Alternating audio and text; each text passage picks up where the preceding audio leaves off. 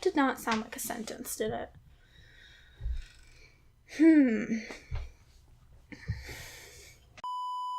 Hey guys, welcome back.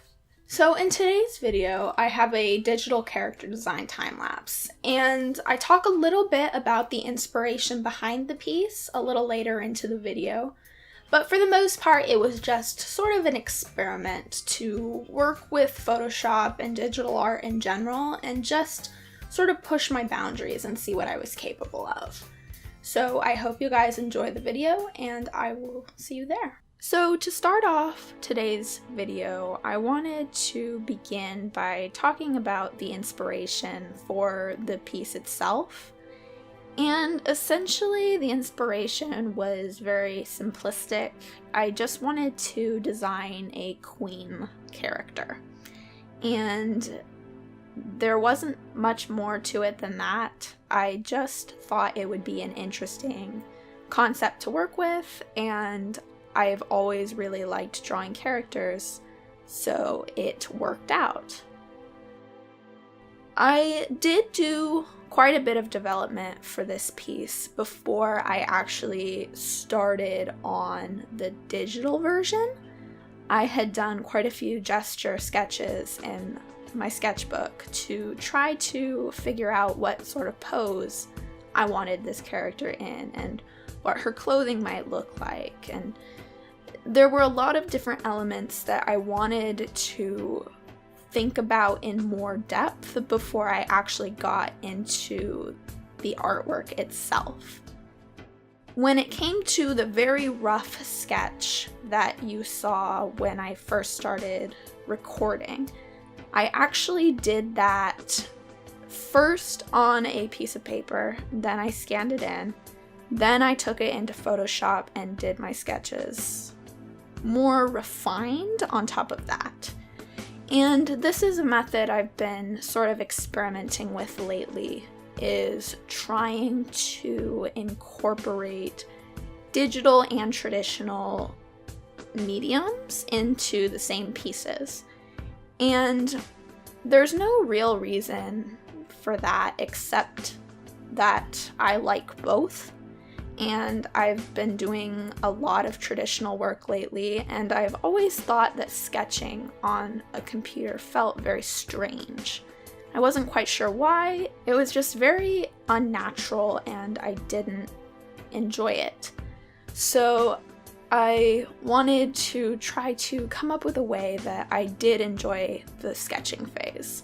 That sketching phase is, quite frankly, what causes the finished piece of artwork to look the way that it looks. And so I wanted to make sure that I was confident in the initial preliminary stages so that the finished piece could be as good as it possibly could.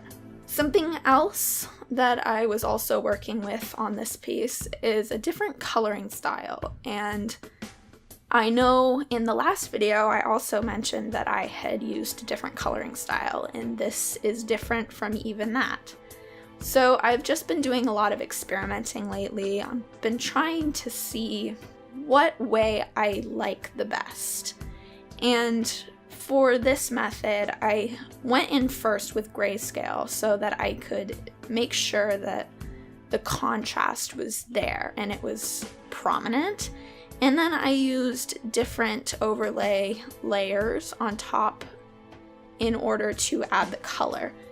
And as far as the finished result is concerned, I think I like this effect the best out of any of the methods that I've tried. And I'm not quite sure why that is, if it's just a lot easier to see tones when you're only working in grayscale, or if it's just something about the overlay layers or what. I'm not quite sure. But as with most things, it also came with a cost, and the cost was that this method took much longer than a lot of my digital pieces. Normally I spend roughly 3-ish hours on a piece of digital artwork, and this, if we're including the sketch, took about 5. So that also is not even including the gesture sketches that I did and all of those preliminary steps that I took. So this was overall a fairly time-consuming piece of work, but I was alright with that because my main purpose in actually creating this character was to work on my character design skills. And I think her outfit looks a little typical of a queen or princess-like character, but I'm okay with that for the sort of idea I had in mind initially. So I think it's definitely been interesting trying different styles, and since it was more time consuming, I'm not sure if I will stick with it or not, even though I did highly enjoy the results. I think I have a lot more experimenting in my future because I've enjoyed the process of trying new things, and I think for me anyways, especially with digital art, it's very easy to get into a sort of rhythm where this is the way that you do digital art, and there's no variation and no differences in how you attempt to use the medium. And I think the reason that is, for me at least, is I'm looking at it less like a medium and more like a tool. So if I'm using watercolor, I know that I can experiment with it because it's a medium. But despite the fact that digital art is a medium, I don't know that I necessarily looked at it like that. And so that, I think, was having an impact on the finished results of the pieces that I was creating. But now that I've sort of pushed outside my comfort zone several times and I'm working more with textures and thinking things through before I actually do them and trying different types of backgrounds and coloring styles and all of these different things, I think my skills are improving instead of just staying in the same place that they had always been, which was sort of a problem for me when it came to the digital artwork. So overall, I am very happy with the way this piece turned out. I think it's maybe one of my favorite digital art pieces I've done so far. So I hope you guys enjoyed watching this time lapse.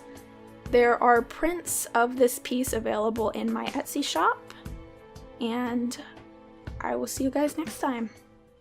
Bye.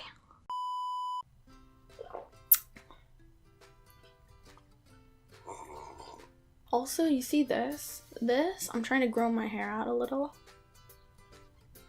I just want to like cut that because when my hair is long, one side flips out and the other side flips in, and I wish it would make up its mind. I look so miserable. I'm not, I just have a terrible resting face.